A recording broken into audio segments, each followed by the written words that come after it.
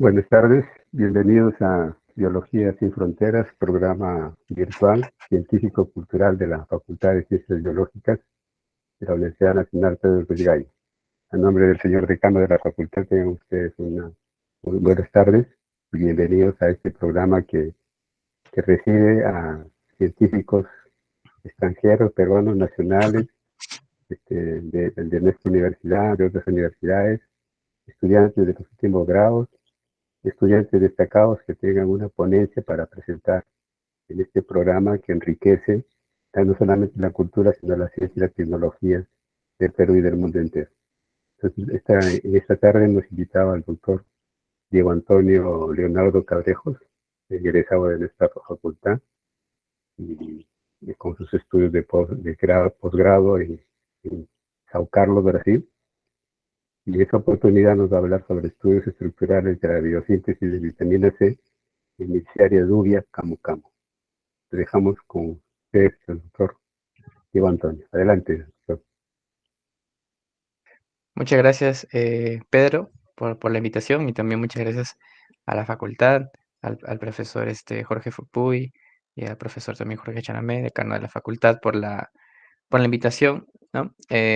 Sabes que me gusta muchísimo siempre poder aportar con este tipo de eventos am, que son, que son difundidos por la propia facultad, ¿no? En la cual, como bien dices, pues tanto estudiantes como investigadores de cualquier parte del mundo, sean peruanos o extranjeros, pues son invitados para hablar un poco de lo que, un poco de las investigaciones que realizan, ¿no?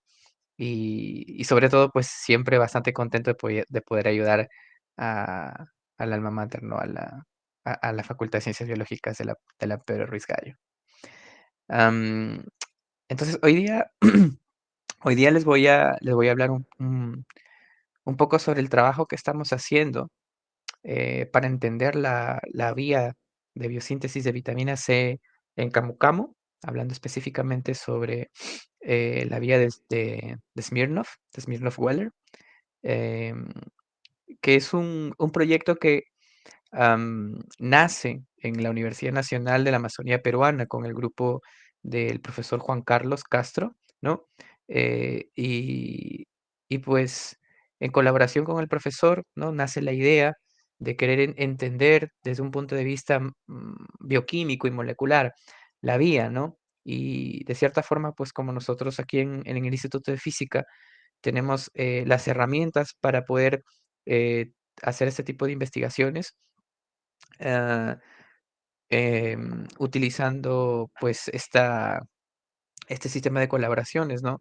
Ah, John Vargas, que justo el día jueves acaba de sustentar su maestría, ¿no? Con él hemos trabajado a lo largo de, si no me equivoco, entre 3 o un máximo de 4 años, si no me equivoco, para entender esta ruta metabólica o esta vía, ¿no? De la biosíntesis de vitamina C en un fruto, pues, que tenemos, ¿no? En nuestra Amazonía peruana, ¿no?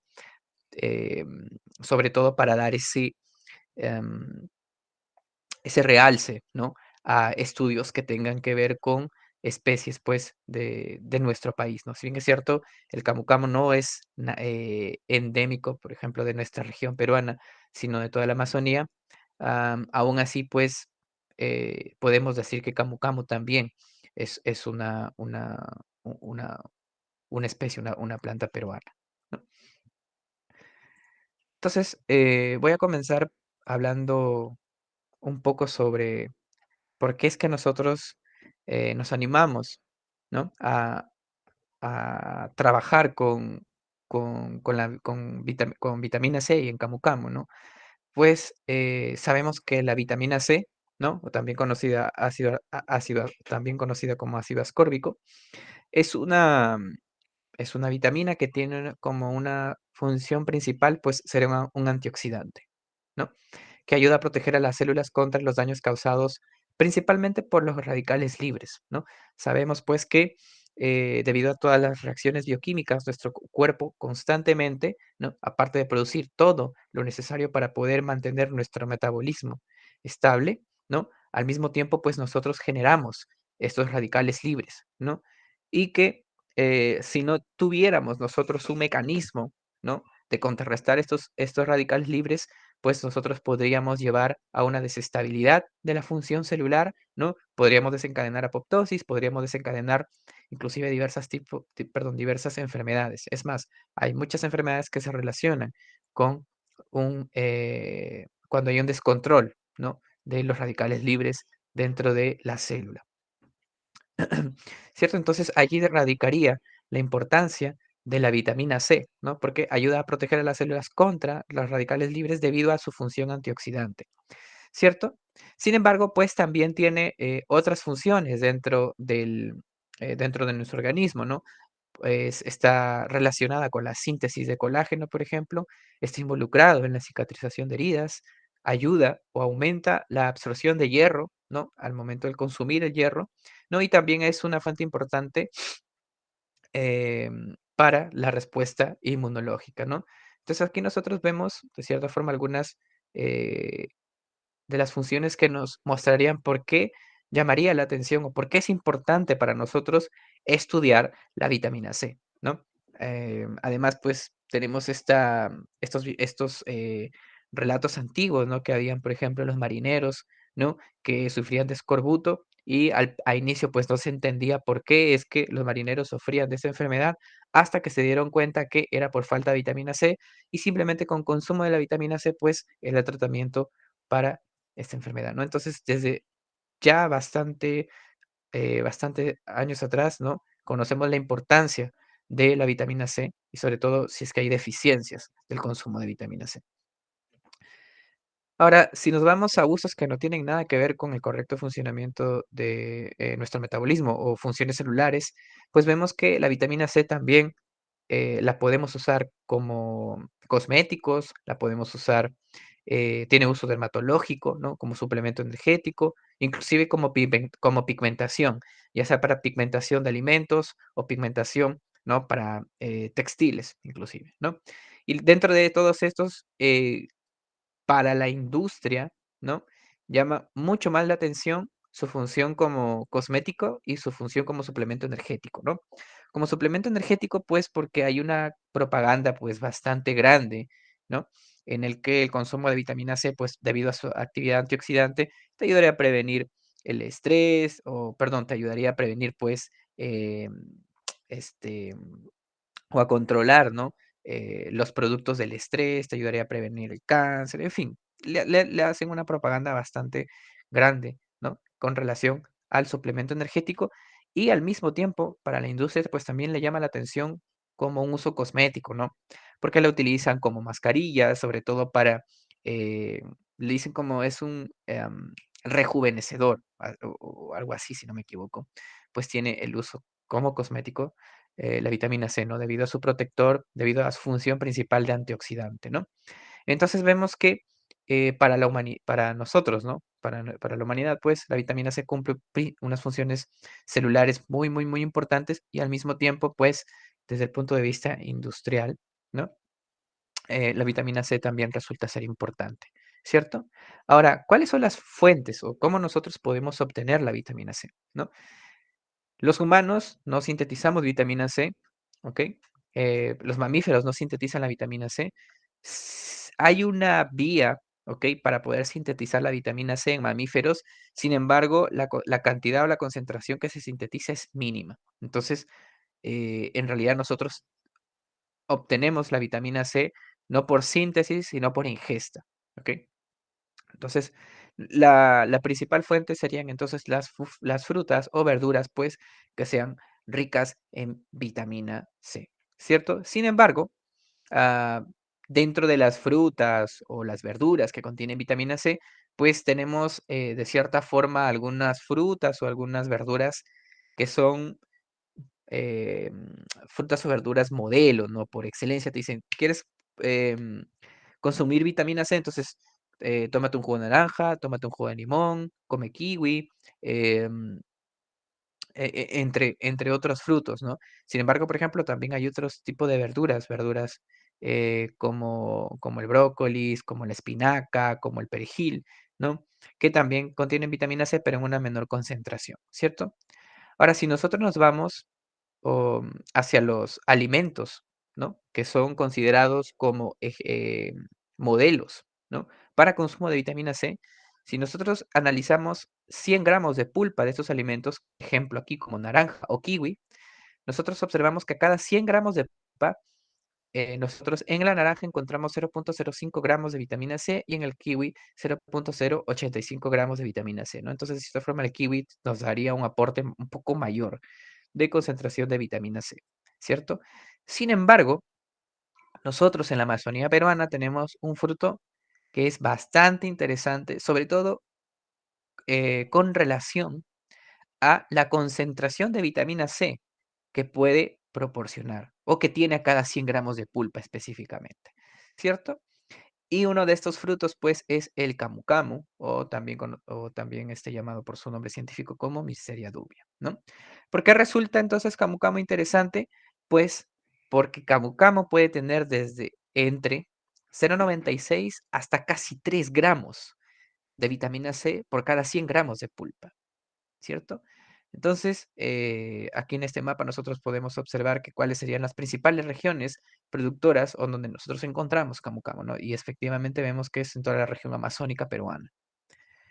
Entonces nosotros vemos que aquí camu camu, pues, es una fruta muy interesante, sobre todo si se quiere vender, ¿no? Como una fuente de vitamina C, porque vemos que se lleva de encuentro en términos de concentración de esta vitamina a naranja, en este caso naranja kiwi, y otras frutas que serían modelos de concentración de vitamina C, ¿no?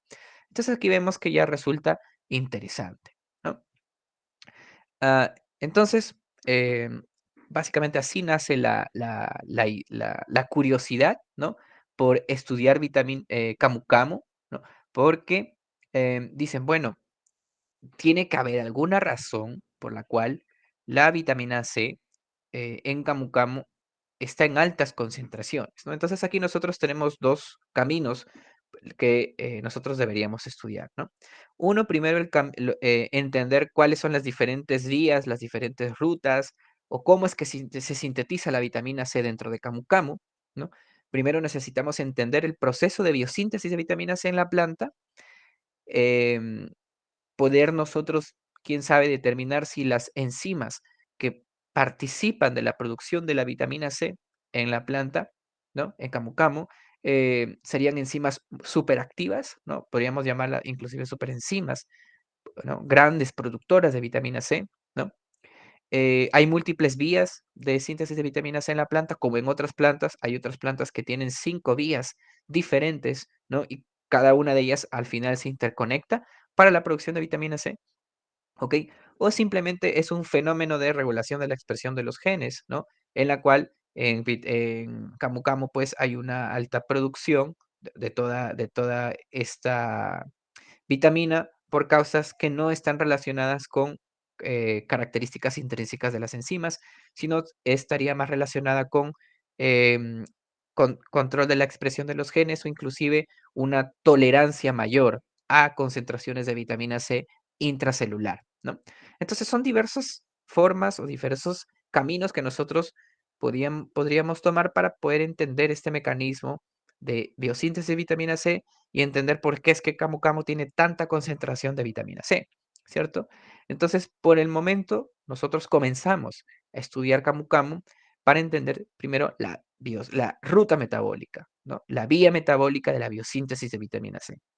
Entonces, en un estudio publicado, ¿no? por el grupo del profesor Juan Carlos en 2015, ¿no? Ellos revelan a través de estudios de genómica, ¿no? Y metabolómica, ellos revelan que camu camu tiene 5 vías diferentes, ¿no? 5 rutas para poder sintetizar la vitamina C, como también se han encontrado en otras plantas, ¿no? Y dentro de estas, pues, debido a que una de estas, ¿no? De estas 5, es la que realiza el mayor aporte, ¿no? De vitamina C, nosotros escogimos, ¿no? La vía de Smirnov-Weller, ¿ok? Para comenzar nuestros estudios de entendimiento de la producción de vitamina C en camu camu, ¿no? Entonces aquí nosotros tenemos la ruta metabólica, ¿ok? Que parte a partir de la glucosa, ¿no? y a partir de esta enzima, ¿no? Perdón, esta enzima aquí, ¿no? Nosotros ya estaríamos entrando a la biosíntesis de vitamina C, ¿cierto? Aquí en este punto específico, lo estoy apuntando ahora, es donde la vía se puede dividir y conectar con las otras vías de biosíntesis de vitamina C, ¿ok? Sin embargo, en la Smirnov-Weller, pues entra específicamente en esta vía cíclica, al menos cíclica como está graficada de esta manera, ¿ok? A través de la enzima GME, ¿ok? Que luego vamos a explicar más o menos por qué es que tenemos algunas enzimas aquí, ¿ok? Entonces son seis enzimas relacionadas con la biosíntesis de vitamina C en camu camu, en la ruta de Smirnov-Weller, ¿ok? Tenemos una, 2, 3, 4, 5. 1, 2, 3, 4, 5, 6. Aquí, ¿cierto? La primera sería la de acá. Entonces, nosotros comenzamos, ¿no? A escoger 3 de las 6 enzimas de la biosíntesis de vitamina C para iniciar nuestros estudios, ¿ok? Escogimos la GDP manosa 3,5 epimerasa, que es la GME, que es la enzima de aquí, la L-galactosa deshidrogenasa, que es la penúltima enzima, y la última enzima, que es la L-galactono deshidrogenasa, ¿no? De estas enzimas, o al menos porque es que nosotros escogimos trabajar inicialmente con estas enzimas, ¿no?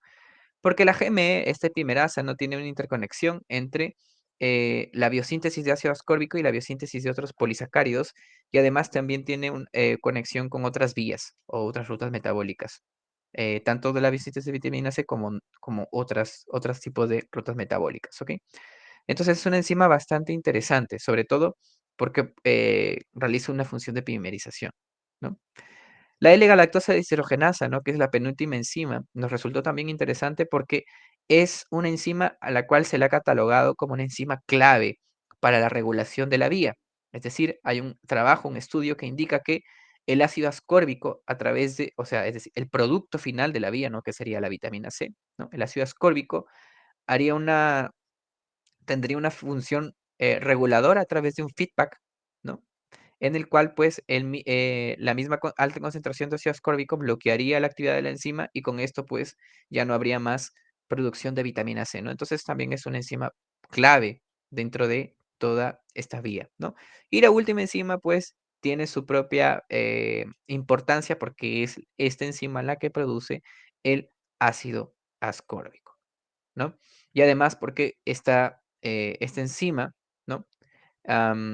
Realiza es parte de un complejo, ¿no? Forma parte luego de un complejo, el complejo respiratorio 1 de las plantas, ¿no?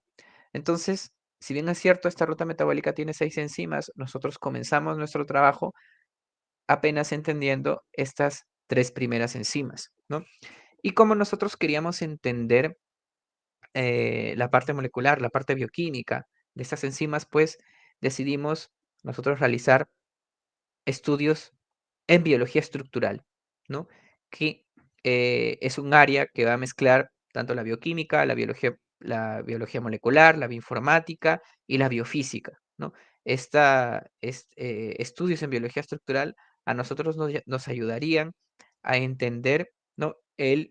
Primero, cómo funcionan estas enzimas, ¿no? Porque para nosotros poder entender em, cómo es que se llega a sintetizar la vitamina C dentro de Camu Camu, primero necesitamos entender cómo funcionan cada una de las enzimas, ¿ok? Así es que nosotros hicimos o empleamos estas técnicas. Inicialmente de bioinformática para análisis de secuencias y predicción de las proteínas, ¿no? Para más o menos tener una noción de a qué es lo que nosotros nos estábamos enfrentando. La parte de biología molecular y bioquímica que nosotros una vez que se conoce la secuencia de las enzimas, ¿no? Con los estudios de genómica, nosotros podemos ya realizar una expresión de las proteínas recombinantes para estudiar las proteínas aisladas luego de técnicas de purificación, ¿no? Y asimismo, pues como queremos saber o queríamos saber si las enzimas son activas, si son específicas para sus sustratos, cuáles cuáles son los parámetros cinéticos, ¿no? O enzimáticos que tienen estas proteínas, pues realizamos también ensayos de actividad enzimática o actividad cinética de las proteínas, ¿no? Y luego para poder entender cómo funcionarían estas proteínas a través de su estructura, pues realizamos estudios de biofísica y de cristalografía de rayos X para intentar resolver las estructuras cristalográficas de estas proteínas y poder conectar, ¿no? Poder relacionar la estructura con la función de las proteínas. Así pues, entonces, realizamos toda la parte básica de biología molecular, ¿no? En la cual nosotros expresamos las proteínas recombinantes, las purificamos y hacemos una pequeña caracterización, ¿no? Aquí lo que les estoy mostrando es apenas los cromatogramas, ¿no? De la purificación por cromatografía de exclusión molecular, que es una técnica que nos permite a nosotros separar las moléculas por tamaño, ¿no? Y esta técnica a nosotros nos ha permitido, pues, obtener, como estamos observando aquí en estos geles de SDC Page, ¿no?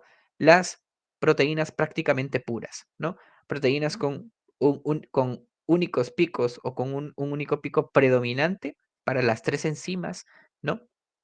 Y pues prácticamente una única banda al momento de observar, ¿no? La pureza de esta purificación. Llama la atención el resultado en GME, porque nosotros observamos dos bandas pues muy próximas y luego de observar en la literatura, porque ya se ha trabajado con una GME en este caso de otra planta, que es Arabidopsis, que es una planta modelo, ¿no? Investigadores que trabajaron previamente con GME, ¿no? Con la GDP manosa 5-epimerasa de Arabidopsis, ellos observaron que la proteína, pues, tenía un autoclivaje, o sea, la proteína realizaba una autoproteólisis, clivaba una región de ella misma, si no me equivoco, la región N-terminal de la proteína. Entonces, nuestra proteína, pues, también sufre este fenómeno porque nosotros identificamos a partir de espectrometría de masas que la banda de arriba y la banda de abajo pertenecían a la misma proteína. ¿Ok? Entonces, luego utilizamos una técnica que se llama cromatografía de exclusión molecular acoplada a difracción en múltiples ángulos, ¿no? Llamada SECMALS. Nosotros podemos detectar el estado oligomérico de las proteínas, ¿no? En este caso, por ejemplo, para la proteína GDH y GALDH, pues cuando las comparamos, el tamaño calculado por el equipo, ¿no? Por la técnica, y el tamaño teórico, ¿no? El peso calculado y el peso teórico de las proteínas, pues nosotros concluimos que ambas son proteínas monoméricas, ¿no? Sin embargo, la proteína GME es una proteína dimérica, ¿no?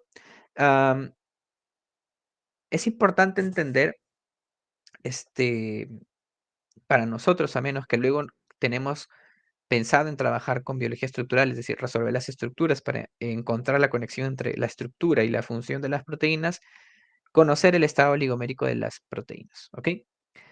Pues porque hay proteínas que solo son funcionales, no solo alcanzan su estado funcional cuando forman complejos oligoméricos, ¿no? El ejemplo clásico de esto es pues la hemoglobina, ¿no? Que es una proteína que es funcional cuando pues es un tetrámero, ¿no? Es decir, transporta el oxígeno en una forma tetramérica, ¿no?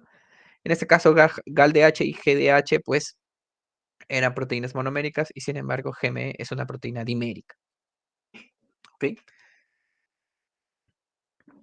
Muy bien, entonces una vez que nosotros tenemos las proteínas puras, ya podemos iniciar nuestros estudios nuestros ensayos de cristalización con objetivos a resolver la estructura de las proteínas utilizando difracción de rayos X. Así, entonces, nosotros pudimos resolver las estructuras de estas tres proteínas. Aquí lo que les estoy mostrando primeramente es la estructura de GME, ¿no? De la GDP manosa, ¿ok? Y esta estructura nosotros resolvimos dos estructuras de la GME, resolvimos la estructura de GME unida a su cofactor es NAT, ¿ok? Al momento de resolver la estructura cristalográfica, nosotros pudimos identificar que nuestra proteína estaba unida a NAT, ¿no? Que es el cofactor para que la proteína pueda realizar su actividad enzimática, ¿ok? Y asimismo pudimos observar que la proteína era un dímero, ¿no? Al momento de resolver su estructura cristalográfica. Aquí en esta región nosotros estaríamos observando la interfaz de contacto entre cada una de las subunidades de este dímero, ¿no? No lo voy a no he traído específicamente todo lo relacionado a la estructura, porque hablar de las tres estructuras sería demasiado extenso, ¿no? Sin embargo, con esta técnica nosotros podríamos, en realidad nosotros podemos observar las interacciones específicas a través de qué tipos de aminoácidos están involucrados en mantener la dimerización o mantener el complejo formado entre estas dos subunidades, ¿no? Que nos ayudaría a explicar por qué es que esta proteína pues necesita ser un dímero en solución para poder realizar su función enzimática. ¿Ok? Asimismo, pues como nosotros podemos observar, por ejemplo, los detalles de interacciones entre los aminoácidos que formarían el complejo dimérico, a nosotros pues nos llamó un poco más la atención entender qué aminoácidos estarían involucrados en la unión de su cofactor NAT, ¿no? Y aquí nosotros tenemos eh, una imagen en 2D, ¿no? Esta molécula de aquí sería el NAT y lo que nosotros tenemos aquí serían los aminoácidos involucrados en la interacción de la proteína con el NAT, ¿no? Aquí nosotros estamos observándolo en una vista tridimensional, ¿no? Por ejemplo, aquí nosotros podemos destacar la presencia de una tirosina, por ejemplo, a través de su grupo hidroxilo, ¿no? Interactuando con esta región del NAT, ¿ok? Y así nosotros podríamos entrar en detalle para observar cada uno de los aminoácidos que en esta imagen 2D nosotros estamos observando, ¿cierto? Am, un Okey, sí. Entonces, esa sería un poco de la descripción de la estructura que nosotros pudimos resolver de GME solamente con su cofactor ligado. Cabe resaltar que esta estructura que nosotros resolvimos con cofactor ligado, em, es una estructura que se obtiene purifica o sea, es decir, es la proteína purificada directamente, ¿no? Cuando la purificas directamente, pues, la proteína ya viene con el cofactor ligado, con el cofactor NAD, ¿okey? Sin embargo, nosotros también pudimos resolver la estructura ligada a su sustrato y a su producto. Y esto es una caracteri es esto es un fenómeno muy difícil de poder, eh encontrar, inclusive en en la base de datos del PDB, ¿no? Nosotros sabemos, pues, que por nuestra bioquímica, sabemos que las reacciones enzimáticas, pues, son reacciones muy, muy rápidas, ¿no? Llega el sustrato, ¿no? Se forma el complejo enzima-sustrato, ¿no?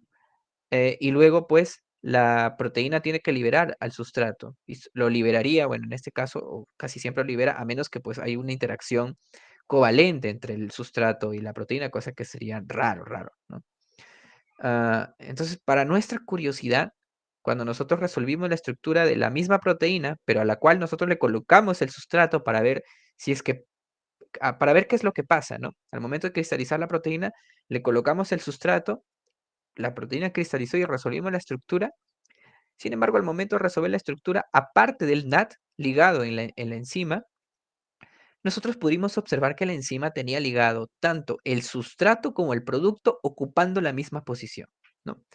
Y esto pues ayudaría a poder entender cómo es que sería el mecanismo, ¿no? Cómo sería eh, eh, la parte bioquímica, ¿no? De la reacción enzimática, ¿no?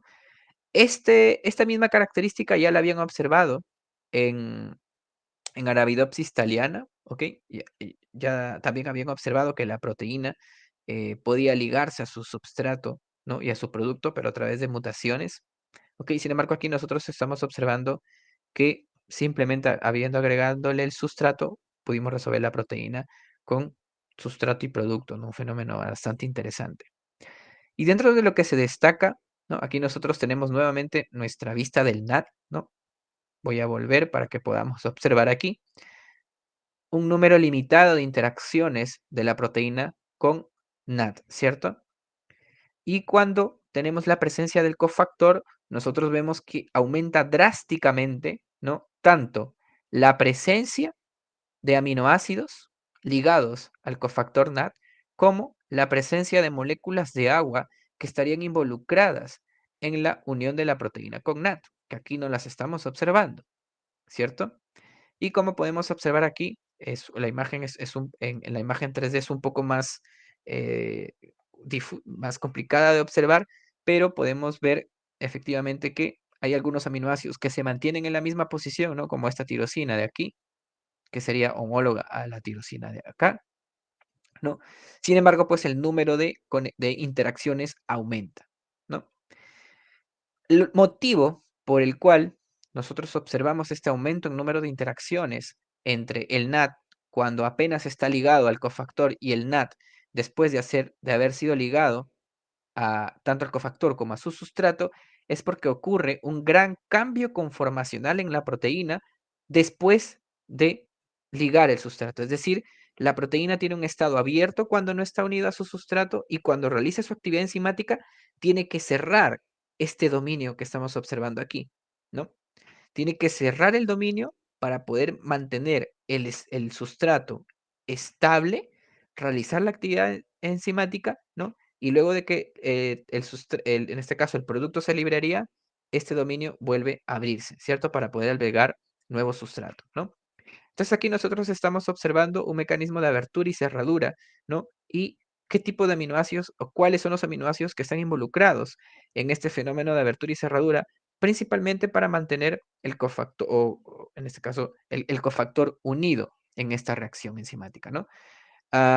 Estudios previos o los estudios hechos en Arabidopsis apenas reportan la estructura ligada a cofactor y ligada al producto sustrato, ¿no? Sin embargo, nuestra estructura que nosotros le podríamos llamar medianamente una estructura APO, ¿no? Porque solamente tenemos cofactor ligado.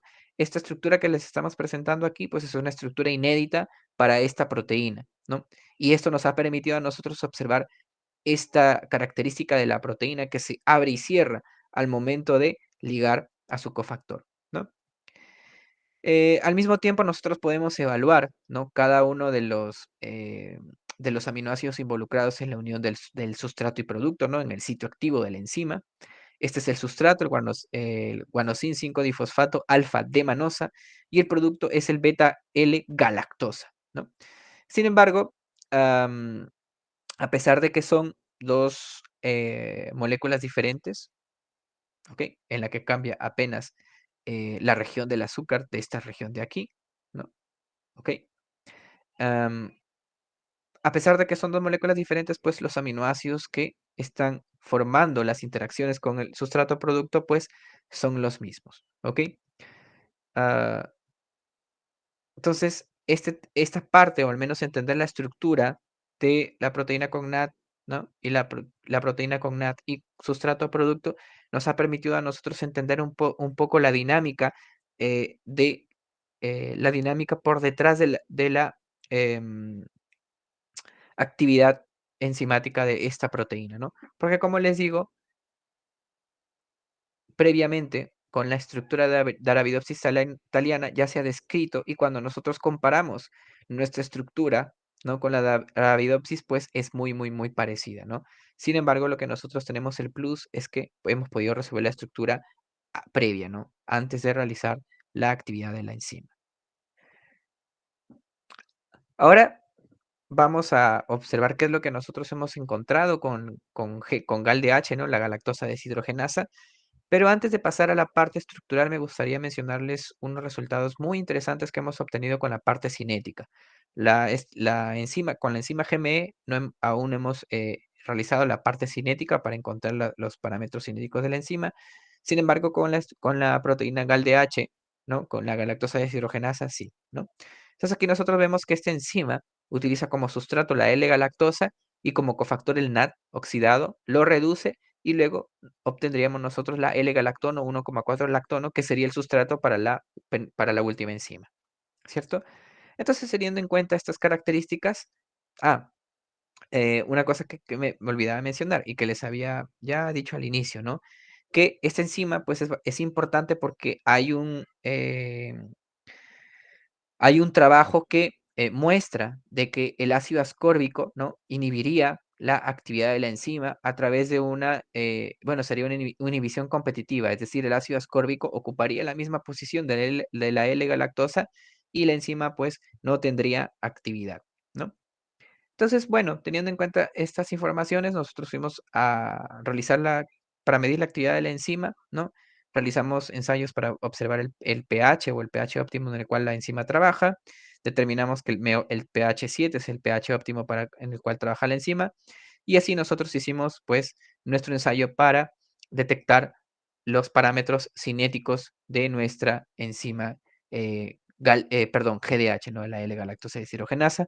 Como observamos aquí, la enzima pues tiene un comportamiento micaeliano, ¿no? Y cuando comparamos los valores cinéticos de Km, Kk, de eficiencia catalítica y todo eso, ¿no? Pues observamos que en realidad no es una enzima que se diferencia de las otras ya reportadas, ¿no?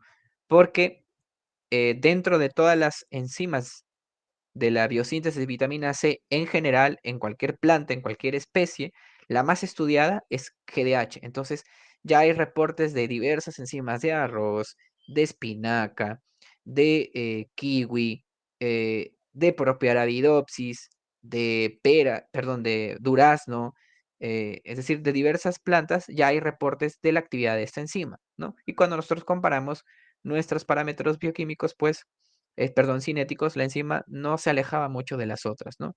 Entonces, con esto nosotros dijimos, bueno, parece ser que en realidad esta no es una superenzima, al menos que es algo que nosotros creíamos que las de Camu Camu podrían ser, ¿no? Bueno, continuamos entonces realizando la caracterización cinética de esta enzima, sobre todo teniendo en cuenta esto que se había observado, ¿no? Que el ácido ascórbico podría inhibir la actividad de la enzima. Entonces dijimos, bueno, vamos a medir si el ácido ascórbico realmente inhibe la actividad de nuestra enzima Camu Camu.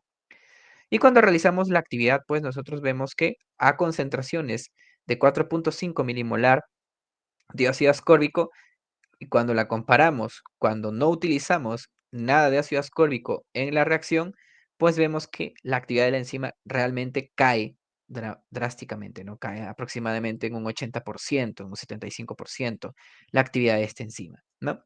Ahora, nosotros observamos que sí hay una inhibición en altas concentraciones de ácido ascórbico de la actividad de la enzima, ¿cierto?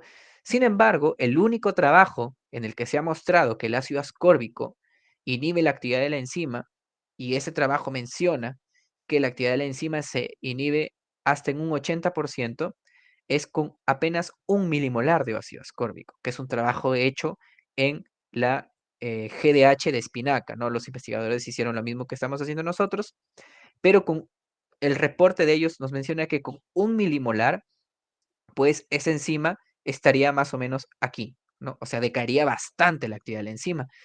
Y nosotros pues observamos que aquí Camu Camu, apenas con un 3 milimolar de ácido ascórbico, ya tendríamos una diferencia significativa en relación a la actividad de la enzima sin ácido ascórbico.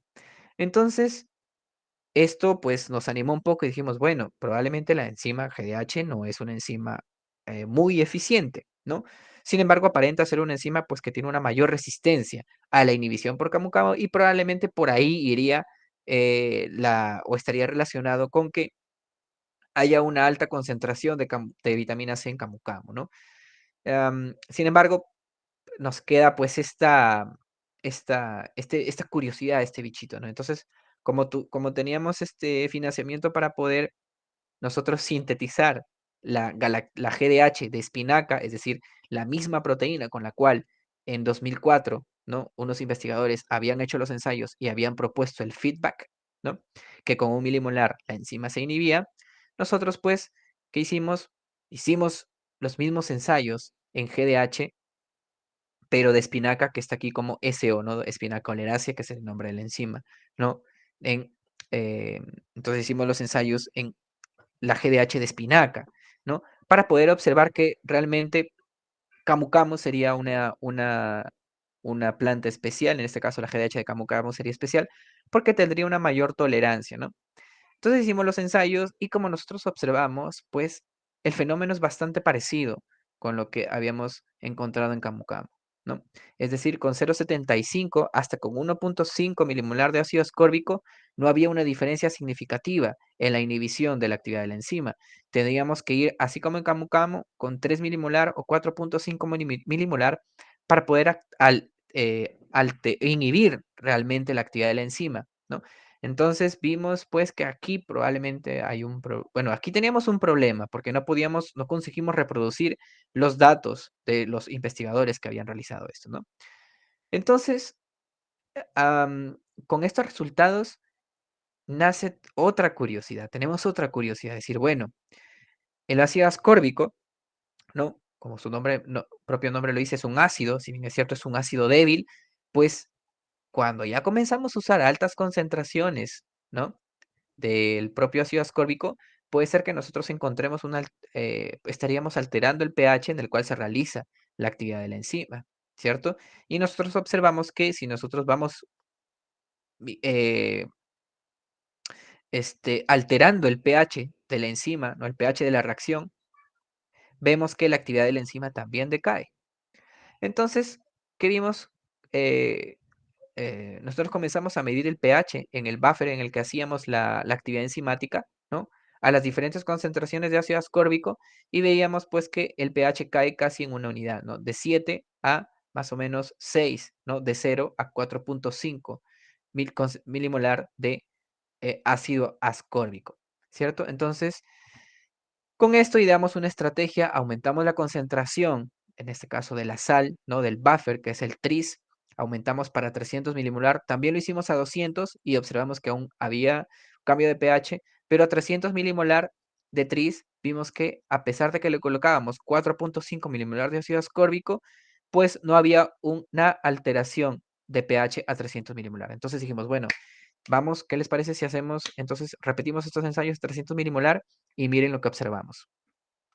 Si nosotros garantizamos que no haya un cambio de pH en la reacción, observamos que no hay una inhibición de la actividad de la enzima por la presencia de ácido ascórbico. ¿Cierto? Entonces, con esto nosotros estamos observando que la inhibición en realidad se da a través, o la inhibición podría darse en realidad a través de una alteración del pH, producto de un aumento de la concentración del ácido ascórbico, ¿no? En el ambiente en el cual la enzima estaría trabajando, ¿no?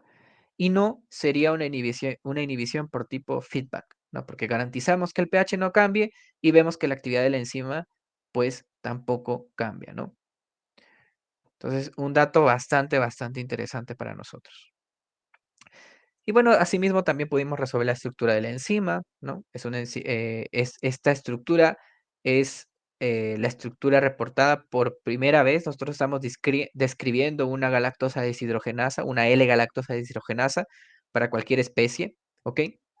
Y también pudimos resolver la estructura en la forma sin el NAT ligado y con el NAT ligado, ¿no? Y así como observábamos un mecanismo de abertura y cerradura, ¿no? En la GME, aquí en GDH también nosotros pudimos observar un mecanismo de abertura, ¿no? Y cerradura cuando la proteína se une a su cofactor, ¿no? Aquí nosotros podemos observar cómo este loop de aquí, formado por estos aminoácidos hidrofóbicos, fenilalanina y valina, ¿no?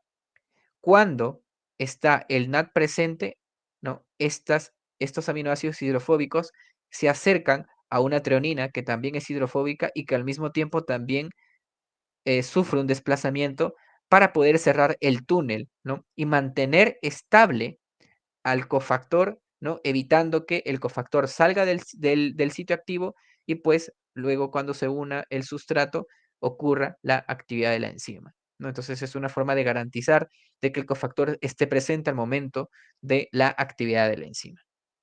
Un mecanismo bastante interesante. Ok, asimismo pues pudimos nosotros encontrar unas características como cuáles son los aminoácidos importantes para ligar el cofactor, pudimos entender por qué es que esta proteína, GALDH, tiene una preferencia por NAT, y esto es por qué, porque la GDH, ¿no? La galactosa deshidrogenasa, pertenece a la familia de las aldoketorreductasas, y cuando nosotros vamos a leer las características de esta familia de proteínas tienen una preferencia por NAT fosfato, ¿no? Y a través de la estructura nosotros pudimos responder por qué es que galactosa deshidrogenasa, ¿no? ¿Por qué GDH prefiere NAT sin fosfato, ¿no? Y cuáles serían los aminoácidos involucrados en la actividad de la enzima, ¿no? Pudimos publicar esta parte del trabajo de GDH en un artículo científico, ¿no? Luego les voy a dejar para que ustedes, si es que están interesados, luego lo puedan leer, ¿no? Y al mismo tiempo también resolvimos la estructura de la última enzima, ¿no? La galactono 1,4 lactono deshidrogenasa. Pudimos también medir la actividad de la enzima, calcular los parámetros de pH, ¿no? El pH óptimo para la actividad de la enzima. Aquí no tuvimos muchos problemas para realizar la actividad de esta enzima, naturaleza miqueliana. Y también pudimos resolver la estructura de esta proteína, ¿no? Esta proteína fue la última que hemos podido resolver, es la más complicada, la más difícil, ¿no? La más difícil en el camino de resolver las tres estructuras, ¿no? Y no pudimos obtener esta proteína con su cofactor, esta proteína liga FAT, ¿ok? Como estamos observando aquí. Pero no pudimos obtener la estructura con FAT y apenas estamos describiendo las características estructurales de esta enzima, ¿no? Nos ha permitido a nosotros entender un poco mejor a esta proteína, pues porque es la única estructura cristalográfica de esta proteína también reportada, ¿no? Entonces nosotros tenemos dos proteínas que a través de cristalografía han sido descritas por primera vez, que es la galactosa deshidrogenasa y la galactono 1,4 lactono deshidrogenasa, ¿no? Que son las dos últimas vías de la biosíntesis de vitamina C en camu camu. ¿Ok? Entonces, con este trabajo, ¿no? Nosotros estamos aportando, ¿no? Información relevante, ¿no? Para poder entender la vía, ¿no? De Smirnov y Weller, ¿no? Que es la vía de biosíntesis de vitamina C en camu camu, ¿no? Aportando estudios, ¿no? Aportando la estructura, aportando información estructural de 3 de las 6 enzimas, ¿no? Que es la GME, la GDH y la GALDH, ¿no? En la actualidad, con este trabajo, ¿no? Que es el trabajo que fue parte, que ha sido el trabajo de maestría de John, ¿no? Con este trabajo nosotros estamos, al menos nos permite a nosotros concluir de que Camu Camu es la especie, ¿no? Que ha sido mayormente, o es la especie que más estudios de biología estructural han sido realizados en el mundo, ¿no? Porque en Arabidopsis thaliana se conoce la estructura de GME, ¿no? En otra especie se conoce la estructura de GALDH, pero a través de criomicroscopía electrónica en una baja resolución y que tiene ciertos problemas de interpretación, ¿no? De la proteína. Y la GDH, pues cuando nosotros hemos reportado nuestra estructura en Camu Camu, después un grupo japonés también subió a la base de datos la estructura de arroz, pero sin ninguna publicación, e inclusive nosotros entramos en contacto con ellos. Sin embargo, ellos dijeron que no iban a realizar ninguna publicación, simplemente estaban subiendo la proteína a la base de datos, ¿no? Entonces, Camu Camu es actualmente la planta con la mayor información estructural en la actualidad, ¿no? Imagínense una planta nativa del Perú, ¿no? De nuestra Amazonía peruana, liderando, ¿no? Los estudios de biología estructural en la biosíntesis de vitamina C en la vía de Smirnov y Weller, ¿no? Y actualmente, pues nosotros ya contamos con las otras tres enzimas de la vía, ¿no? La GMP, la GGDP y la GPP. Y ya estamos comenzando también los estudios para poder resolver las estructuras y quién sabe, de aquí en 1 año o 2 años ya tengamos las estructuras de estas tres proteínas, podríamos cerrar completamente la vía de Smirnov-Weller y decir, ahora sí, la planta más estudiada en relación a biología estructural en vitamina C, pues sería Camu Camu, donde ya conocemos todas las enzimas, ¿no? Las estructuras de todas las enzimas de esta ruta metabólica, ¿no? Y aquí está el trabajo que nosotros hemos publicado en Plant and Cell Physiology, ¿no? En donde reportamos toda una parte de lo que les he presentado aquí, ¿no? Y detallado, obviamente, mucho mejor sobre la estructura de la L-galactosa deshidrogenasa GDH. Y bueno, gracias por em, eh, por, por, por haberme escuchado, a veces hablo mucho, ¿no? Pero también, sobre todo, gracias a John, ¿no? Que es con quien hemos trabajado este, esta investigación en entender la biosíntesis de vitamina C de Camu Camu en la forma estructural, fue parte de su tesis de pregrado y parte también de su tesis de maestría, que como les digo, le acabó de sustentar y pues ahora ya es maestro, ¿no? Después de haber hecho este trabajo de investigación. También agradecer al profesor Juan Carlos, pues porque a partir de él es que nace la idea de estudiar estas enzimas, ¿no? Y también a el profesor Richard Garrett, ¿no? Que es pues el principal colaborador porque siempre nos apoya, ¿no? Y siempre está apoyando a que eh, alumnos peruanos o gente interesada de Perú pues pueda venir al laboratorio a realizar este tipo de trabajos como les he presentado hoy día, ¿no? Y sobre todo también no podemos olvidar de agradecer al soporte técnico que nosotros tenemos en el laboratorio, que es Humberto, Susana, Andresa y Bel también, lo que siempre nos ayudan en nuestra tarea de hacer ciencia, ¿no? Muchas gracias a todos y cualquier cosa, pues aquí también les dejo mi correo si necesitan alguna información. Muchas gracias, Diego. Excelente, bien, bien presentada un pequeño, una pequeña sacudida a mis neuronas cuando dijiste la treonina hidrofóbica. ¿Qué, qué pasó? No conozco ninguna treonina hidrofóbica. Me parece que te referías al triptófano y no era treonina, ¿no? Ah, sí, sí, sí, triptófano, triptófano.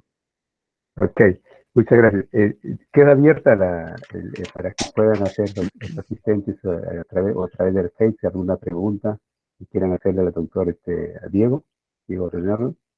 Queda libre para que ustedes puedan preguntar alguna pregunta, aclarar, ¿no? Todo está bastante bien explicado. Ok, aparentemente no hay ninguna pregunta y como tú has remarcado, en tu correo electrónico se puede comunicar contigo, ¿no? Y una vez más agradecer a nombre de la Facultad de Ciencias Biológicas, del señor decano de nuestra facultad, magíster Jorge Chanamés, nuestro agradecimiento a todos los que han asistido, siempre al apoyo del profesor Jorge Antonio Fupuy y esperamos una vez más tenerte de retorno porque siempre estás, como siempre, honrando a tu facultad. Como siempre les digo a todos ustedes honran a la Facultad de Ciencias Biológicas de nuestra universidad. Un fuerte abrazo y que sigan los éxitos, Diego, la productividad que has pasado ya de muchas publicaciones y eso es un aliento para los jóvenes que sigan tus pasos. Un fuerte abrazo y buenas noches con todos, que tengan un buen fin de semana. Muchas gracias, Pedro. Creo que Jorge Antonio Fubuy creo que quiere hacer una pregunta, me parece. Disculpe, Jorge. No, no, estaba Adelante. aplaudiendo por la exposición de Diego. Estuvo muy buena y Ya. bastante clara, ¿no? Ok. Entonces, Listo, listo. aplausos, Diego, aplausos. Ok, buenas noches, que tengan un buen fin de semana. Éxitos, Diego, éxitos, y continúen los éxitos. Gracias, Pedro. Igualmente, un abrazo para todos y también los éxitos para ustedes ahí también. Un abrazo. Cuídense.